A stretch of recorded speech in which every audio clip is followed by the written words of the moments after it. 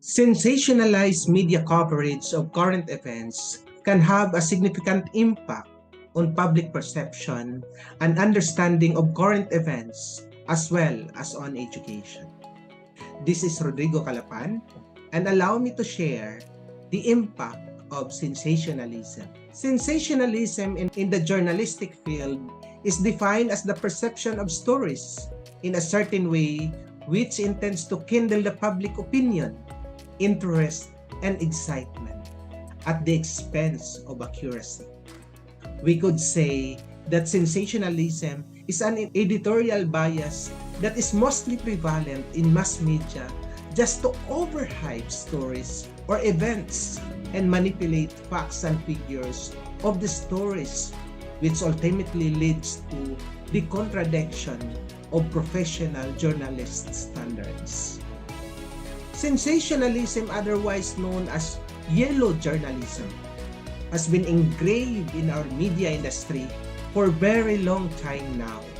This has not just been a part of media, but has now become the new format of representing news. In the study of Kumar et al. 2022, they found that majority of the people prefer sensationalism, but only with entertainment news, whereas the other half oppose sensitizing sensitive news. They believe that sensationalism is needed, but at the right news and at the right moment. Hence, we could say that sensationalism has a major impact of sensitive news and majority of the public does not support it. When media outlets prioritize sensationalism over accuracy and context of the reporting, it can lead distorted views of events with important nuances and complexities often overlooked or ignored. This can create an inaccurate and polarized narrative which can influence public opinion and shape the way individuals understand and interpret current events. For example, a media outlet might focus on the most dramatic or controversial aspects of an event, even if it is not representative of the event as a whole. This can create a perception of bias or sensationalism that can be detrimental to public understanding and education. Moreover, sensationalized media coverage can also impact education by influencing how current events are taught in schools and universities. If the media's narrative is skewed or inaccurate, it can lead to a misrepresentation of the facts and prevent students from gaining a full and accurate understanding of the events.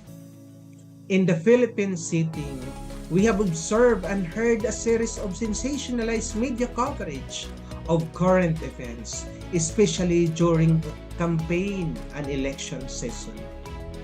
Our media coverage will most likely focus on sensationalized issues such as scandals and rumors rather than the actual platforms and policies of the candidates. This can create a distorted view of candidates and prevent voters from making informed decisions based on their qualifications and plans for governance. When there is crime and violence, like the recent killings of politicians, sensationalized media coverage can also create a perception of fear and insecurity among politicians and our kababayans, particularly in the urban and rural areas. This can lead to a culture of fear and anxiety that can affect the way individuals and communities perceive safety and security.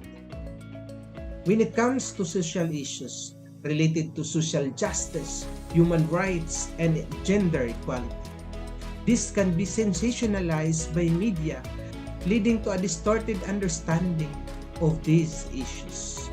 For example, media coverage of the war of drugs in the Philippines has often focused on sensationalized accounts of drug-related crimes and violence. rather than on the impact of the drug war on marginalized communities or the root causes of drug addiction. And this has created division and misunderstanding among Filipinos.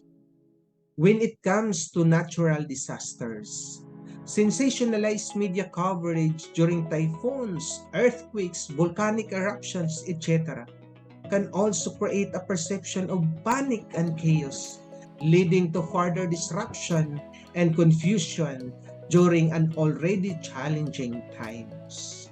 This can also affect the way disaster response is carried out, with a focus on emergency measures rather than addressing long-term solutions to mitigate the impact of natural disasters. Therefore, it is important to be mindful of media coverage and seek out reputable sources that prioritize accuracy and context over sensationalism.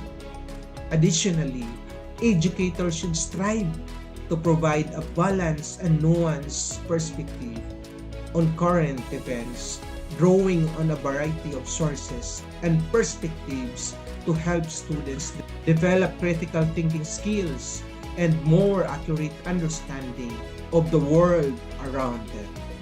Before I end up, let me share this passage. Together, we can do it the right way, and that will lead us and the next generation towards a bright and sustainable future. Thank you, and God bless us. And these are my references.